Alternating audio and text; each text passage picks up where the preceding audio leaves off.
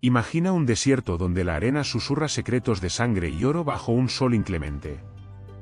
Hace 1500 años, la costa norte del Perú albergó una civilización de una ferocidad y belleza inigualables, que impulsaba a los mejores guerreros moche a entregarse voluntariamente al filo de un cuchillo de obsidiana. No busques aquí una historia de simples asesinatos, sino una coreografía sagrada entre la vida y la extinción absoluta. Los hallazgos en las huacas revelan un mundo donde la muerte era el combustible necesario para que el universo siguiera girando. ¿Era el sacrificio un acto de crueldad o la máxima expresión de amor hacia sus dioses olvidados?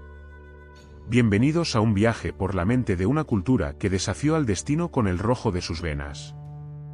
Prepárate para descubrir la filosofía oculta tras el ritual más impactante de la América antigua y su significado profundo.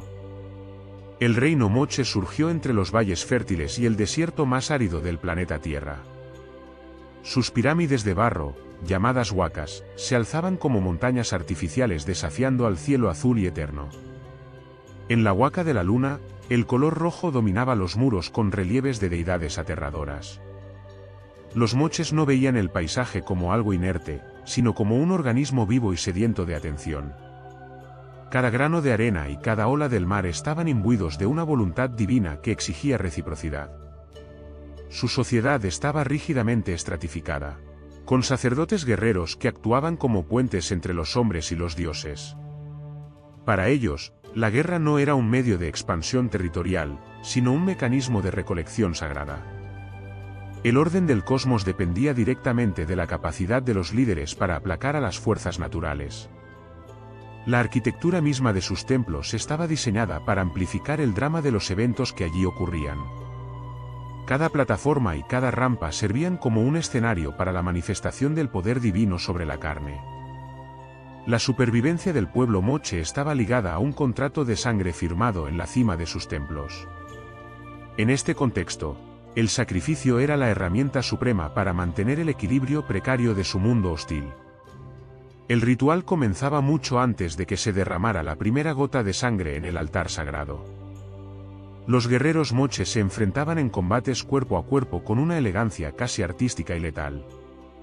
No buscaban aniquilar al enemigo en el campo de batalla, sino demostrar una superioridad técnica y espiritual. El objetivo final de la contienda era despojar al oponente de su casco y de su dignidad guerrera. Una vez capturado, el perdedor se convertía en un ser liminal, un puente caminando hacia la otra vida.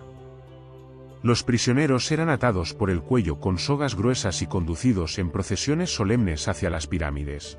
Sus armas eran atadas en fardos simbólicos, representando la captura de su fuerza vital y su esencia guerrera. Este combate ritualizado era una representación de las fuerzas opuestas que mantienen el universo en constante movimiento dinámico.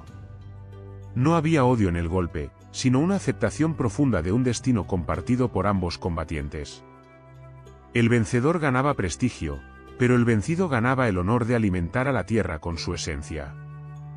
Los relieves en la cerámica muestran a estos guerreros marchando con una resignación que desafía nuestra comprensión moderna. La guerra era, en esencia, la primera fase de una liturgia compleja destinada a la salvación colectiva. La cerámica moche funciona como un libro abierto que narra los detalles más íntimos de sus rituales sangrientos. Los huacos retrataban con un realismo asombroso las expresiones de dolor, orgullo y trance de los participantes. En estas vasijas vemos a la sacerdotisa ofreciendo una copa rebosante de fluido vital al señor de la huaca. Los artistas moche no omitían detalles sobre la anatomía humana ni sobre los instrumentos de tortura y sacrificio. Cada pieza de barro cocido era un registro histórico y un objeto cargado de una potencia mágica inmensa. Gracias a esta iconografía, los arqueólogos pudieron identificar a los personajes reales que operaban en la cima de los templos. El dios degollador, Aiapac, aparece constantemente como el receptor final de las ofrendas humanas en los relieves. Sus colmillos de felino y orejeras de serpiente simbolizan el poder absoluto sobre la vida y la muerte misma. La precisión de los dibujos sugiere que los artistas presenciaban estos eventos desde posiciones de gran privilegio social.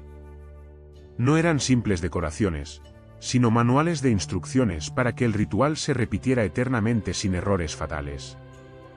La cerámica moche nos permite escuchar los gritos y los cánticos que el tiempo intentó borrar sin éxito. Es un lenguaje visual que comunica una cosmovisión donde lo estético y lo terrible se funden en uno. Las excavaciones en la Huaca de la Luna han proporcionado la evidencia física que confirma las escenas de la cerámica. Debajo de capas de sedimento, los arqueólogos hallaron los restos óseos de decenas de jóvenes guerreros sacrificados brutalmente. Los esqueletos presentan marcas de cortes precisos en las vértebras cervicales, indicando una técnica de degollamiento muy avanzada. Muchos de estos cuerpos fueron dejados a la intemperie para que los elementos y los carroñeros los consumieran. Este proceso de descarnación natural formaba parte de una transición simbólica hacia el mundo de los ancestros eternos. Los estudios de ADN y de isótopos revelan que muchos de estos hombres eran locales, no prisioneros extranjeros.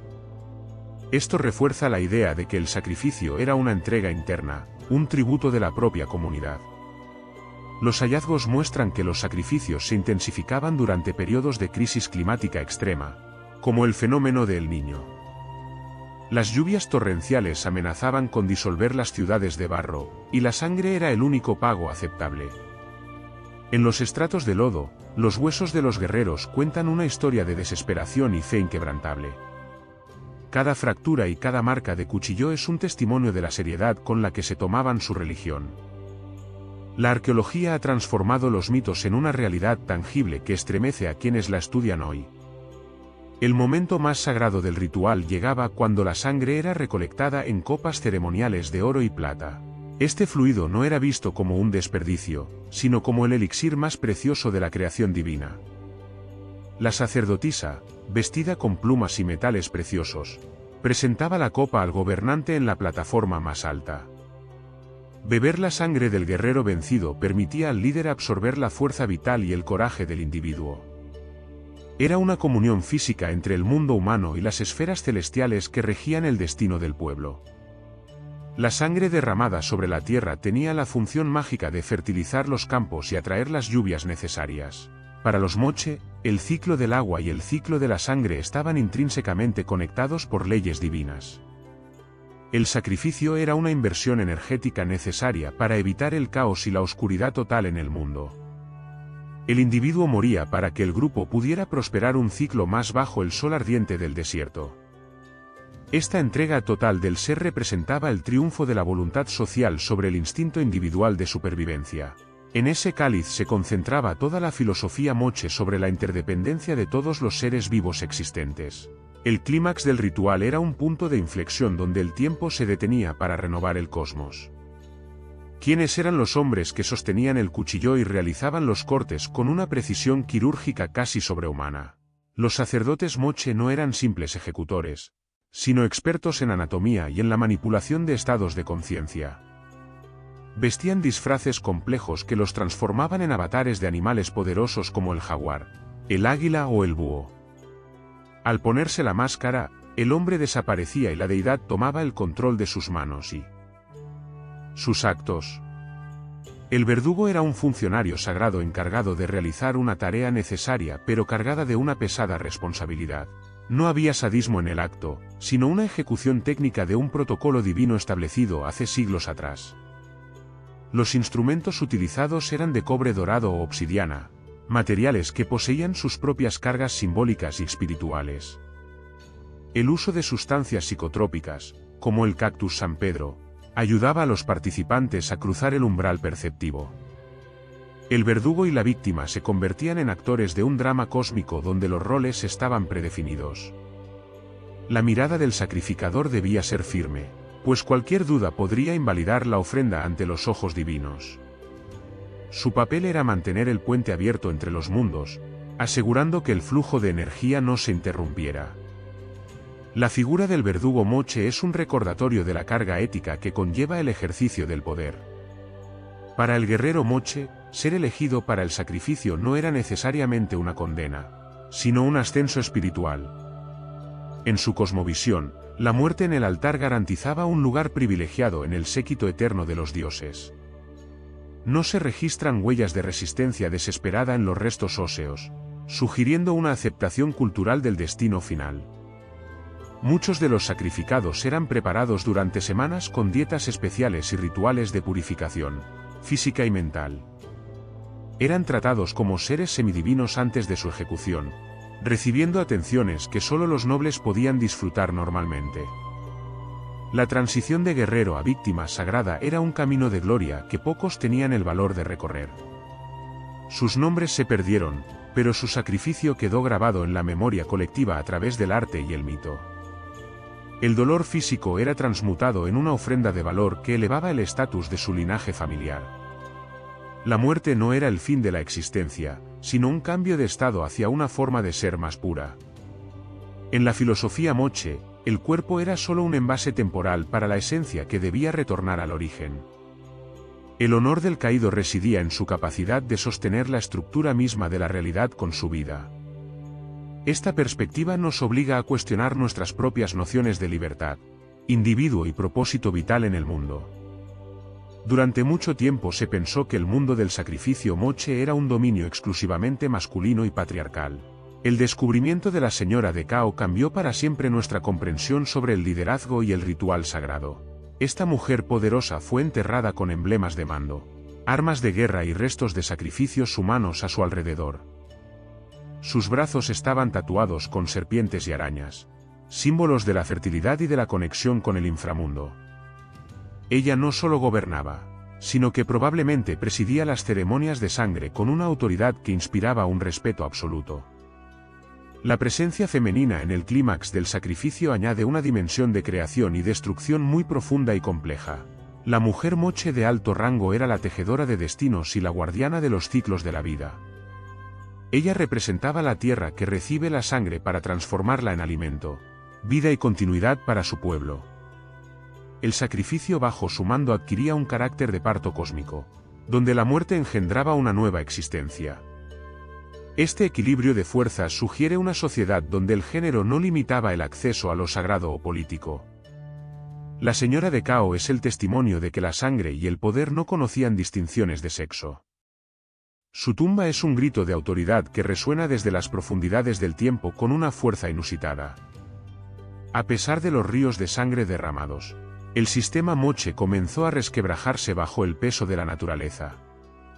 Megal-niños sucesivos trajeron sequías prolongadas seguidas de inundaciones que destruyeron la infraestructura vital de los valles norteños. Los dioses parecían haber dado la espalda a los sacerdotes, sin importar cuántos guerreros fueran entregados en las huacas. La fe en el ritual como mecanismo de control ambiental empezó a desvanecerse entre la población hambrienta y desesperada. Los hallazgos finales muestran una decadencia en la calidad de las ofrendas y una desesperación creciente en los actos. Las ciudades fueron abandonadas y las grandes pirámides de barro empezaron a ser reclamadas por el viento y la arena. El colapso moche no fue solo político, sino una crisis profunda de su sistema de creencias y su cosmovisión. La sangre ya no bastaba para detener el avance del desierto ni para calmar la furia de los cielos. Los guerreros que antes se entregaban con orgullo ahora veían cómo su mundo se desmoronaba sin remedio ni esperanza. El final de los moche nos enseña que incluso las ideologías más poderosas tienen un límite ante los cambios climáticos. Su desaparición dejó tras de sí un cementerio de barro y un silencio sepulcral que duraría siglos enteros. El ciclo se cerró no con un sacrificio triunfal, sino con el susurro de una civilización que se extinguió. Hoy, las huacas moche se levantan como esqueletos de adobe que guardan las lecciones de una humanidad ya desaparecida. El estudio de sus sacrificios nos obliga a mirar las sombras de nuestra propia naturaleza y nuestras creencias actuales. No somos tan diferentes de aquellos que buscaban respuestas en la sangre para comprender el caos del mundo circundante. Los moche nos dejaron un legado de arte incomparable y una pregunta inquietante sobre el precio de la supervivencia. Sus hallazgos arqueológicos son ventanas a una mente colectiva que valoraba lo sagrado por encima de la vida misma. La filosofía de la guerra moche nos habla de una conexión perdida con los ritmos de la tierra y el mar. Actualmente, protegemos estos sitios no solo como museos, sino como templos de la memoria histórica de nuestra especie. Cada vasija y cada resto óseo recuperado es una pieza del rompecabezas de nuestra propia identidad como seres humanos. El sacrificio moche es un recordatorio de que toda gran civilización se construye sobre cimientos de fe, dolor y esperanza. Su historia sigue viva en el ADN de los habitantes actuales de la costa peruana y en sus tradiciones. El desierto ha preservado sus secretos para que nosotros podamos reflexionar sobre el sentido de nuestra propia existencia efímera. Al final, los moche lograron su objetivo de inmortalidad, aunque no de la manera que sus sacerdotes habían imaginado. El sol se oculta tras las huacas, proyectando sombras largas que parecen guerreros marchando hacia el horizonte infinito del tiempo. Hemos recorrido los altares donde la sangre se convirtió en oración y la muerte en una promesa de vida eterna. La civilización moche nos desafía a mirar más allá de la violencia para encontrar el significado profundo de sus actos. Somos capaces de juzgar su mundo sin imponer nuestras propias limitaciones morales y prejuicios culturales contemporáneos. Quizás el verdadero sacrificio sea olvidar las lecciones que estos antiguos habitantes del desierto nos legaron. Con tanto esfuerzo, la arena seguirá cubriendo y revelando tesoros, mientras el mar continúa su diálogo eterno con las costas del Perú. Los guerreros moche descansan en paz, sabiendo que su historia finalmente ha sido escuchada por el mundo moderno. Que su valentía y su fe nos inspiren a buscar nuestro propio equilibrio en un universo que siempre exige algo de nosotros. La sangre se secó hace mucho, pero el espíritu de la cultura moche permanece vibrante en cada relieve de barro. Gracias por acompañarnos en este viaje al corazón de una de las culturas más fascinantes y enigmáticas de la historia.